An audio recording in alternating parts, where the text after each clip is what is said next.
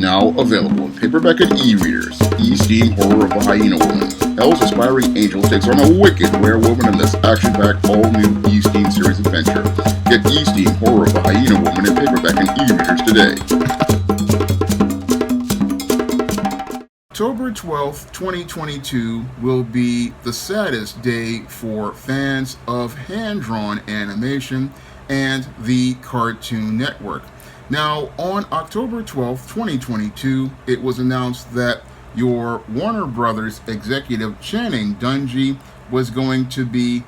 ending the Cartoon Network as we know it, because the Cartoon Network animation division was going to be merging into Warner Brothers Animation. And this is a major blow to fans of hand-drawn animation in America, because with the Cartoon Network basically folding into Warner Brothers Animation, that means that Cartoon Network's developmental division is no longer going to exist. So there won't be a place for aspiring animators to find work, and there won't be a place for aspiring animators to go out here and learn how to hone their craft, because the Cartoon Network's whole main focus was going out here and developing experimental animated projects, and this is what led to the major success at the Cartoon Network, because most of the brand new cartoons that were presented on Cartoon Network were developed in the Cartoon Network developmental division, and that was a place where a lot of animators were allowed to go out here and develop their own characters, develop their own techniques as related to animation, and develop their craft as hand-drawn animators. And with this merger of your Cartoon Network into Warner Brothers, we're not going to see a focus on brand new characters or brand new stories. No, what we're going to see with this merger into Warner Brothers is basically a heavy focus on older characters like your Scooby-Doos, your Flintstones, your Jetsons, your Bugs, possibly your Bugs Bunny. But I believe what we're going to get mostly are superhero animated series like all of the Justice League movies we got over the past decade, and the more recent Mortal Kombat movies, which have been absolutely fantastic. But I believe we're going to get a heavy focus on older characters, and that may hurt hand-drawn animation here in America. Now, hand-drawn animation here in America as an art form has been suffering for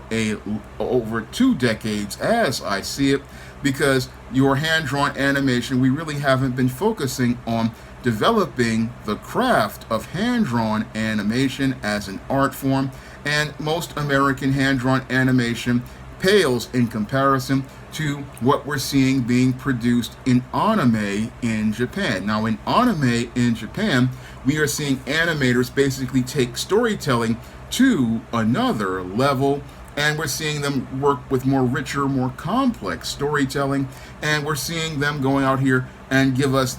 cartoon animated series with adult themes and adult storylines, and further building on the momentum of anime in the 90s and the 2000s. We're seeing so much growth as related to the art form, and it's a shame that Americans don't really see the value in hand-drawn animation that the Japanese do, because what I see with America's hand-drawn animation at places like Warner Brothers is a major regression. I mean, when I look at what happened to Warner Brothers Cartoon Network, it's really a shame, because over the last 20 years, instead of the Cartoon Network really giving us that next level of animation and picking up on the momentum of animated classics like the Iron Giant, Disney's Gargoyles, which were really taking American animation to that next level as related to more complex storytelling and more adult themes, and giving us, richer, more developed multidimensional characters. We saw a major regression over the last 20 years, and that was really reflected in a lot of the Cartoon Network products things like, I don't know if Steven Universe is part of it, but when I look at products like that are coming out of American animation these days, like your Rick and Morty, which is really just really crude looking, or your Steven Universe animation, or the new She-Ra, I mean, that really shows me how we've taken a major step back as related to hand-drawn animation here in America. And it's just embarrassing to see how your hand-drawn animation here in America has really regressed in terms of quality when you compare it to what we're getting in Japan. And one of the things that really hurt your Cartoon Network over the last 20, I say, or so years is the lack of investment really in trying to develop new techniques as related to animation, trying to develop new types of stories as related to animation. No, what American animators really did was they really got lazy, and they got lazy because they thought, oh, we can just go import something like Yu-Gi-Oh! And all of these other Japanese animated series, put them on in time slots, and not think about developing our own content. And that's, again, really disappointing because, again, American animators should have been stepping up their game and really stepping up and trying to take their craft to the next level. Unfortunately, that craft was really hindered by the Telecommunications Bill of 1996, because with the Telecommunications Bill of 1996, American companies out here, they could go out here and own more than one TV network, more than one newspaper, more than one publishing company, and this conglomeration of media led to the competition shrinking, and without the competition, no one had an incentive to go out here and hone their craft and take American animation to a higher level. Because what happened with the Telecommunications Bill of 96 is we had studios like Warner Brothers buying up multiple divisions of different companies and buying up multiple cable channels. And instead of us having competition between Warner Brothers, Sony, Disney, and the people who own Nickelodeon, we started to see people in executive positions like your Channing Dungey getting very comfortable. And as they got very comfortable, what happened was we started to see them not go out here and take all sorts of creative risks that would go out here and give people an incentive to improve as related to the craft of things like hand-drawn animation. And instead of focusing on developing hand-drawn animation, what they did was get lazy and again focus on computer-generated animation. Because back in 95, your Toy Story was very cheap to produce as related to hand-drawn, not hand-drawn, but computer-generated animation. And that CGI animation really started to become a crutch that studios used to limp their way from one project to the next. And sadly, hand-drawn animation and the development of the next generation of hand-drawn animators really suffered as a result. And as a result of the last 20 years, we've seen Cartoon Network go from being a place for cartoons to being a place for a variety of content. And I sadly saw that happen a couple of years ago when they started talking about putting on live action projects. That would have never happened in 1992 when they launched Cartoon Network. No, back then, the whole focus of Cartoon Network was cartoons, but the whole thing was,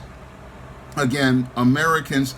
and corporate America didn't see a value in hand-drawn animation, and they got caught up in the whole CGI craze, and as a result, hand-drawn animation is basically on life support at Warner Brothers, because without the Cartoon Network to go out here and have that developmental division to go out here and develop the craft of the next generation of artists, we're not going to get to see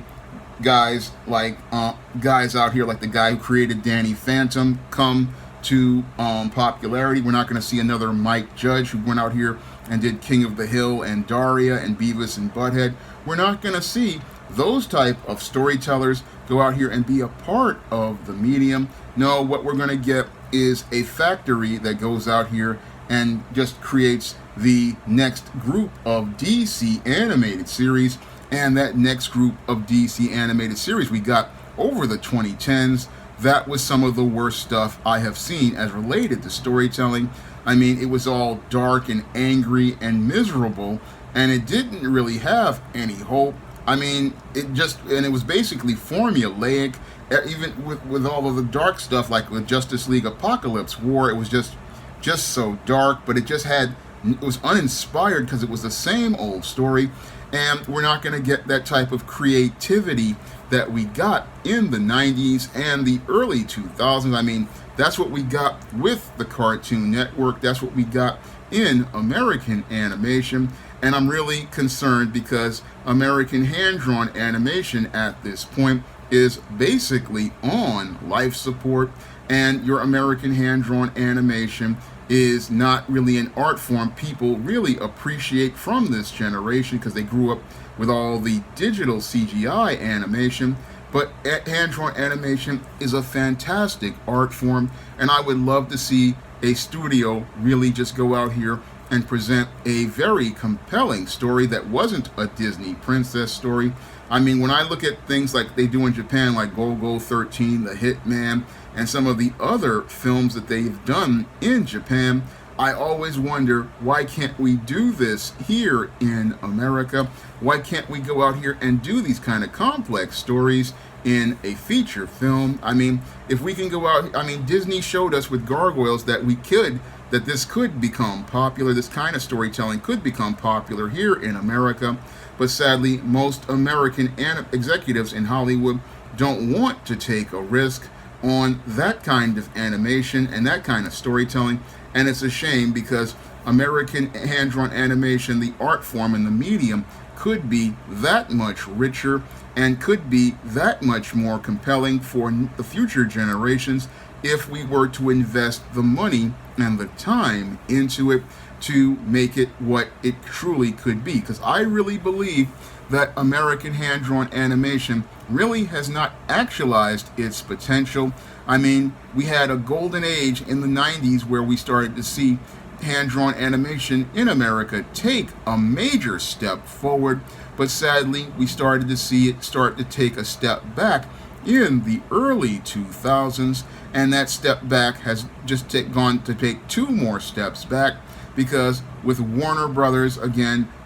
as it's restructuring its business, is, and again, merging your Cartoon Network into Warner Brothers, that means that we're not going to see them going out here to innovate and develop, innovative concepts like we got with The Iron Giant, which was, again, a fantastic animated movie. And we were not going to see them make those major steps forward as related to making that hand-drawn animated drama or a hand-drawn animated story like what I envisioned for The Temptation of John Haynes, where I always envisioned it as a powerful hand-drawn animated movie that would really just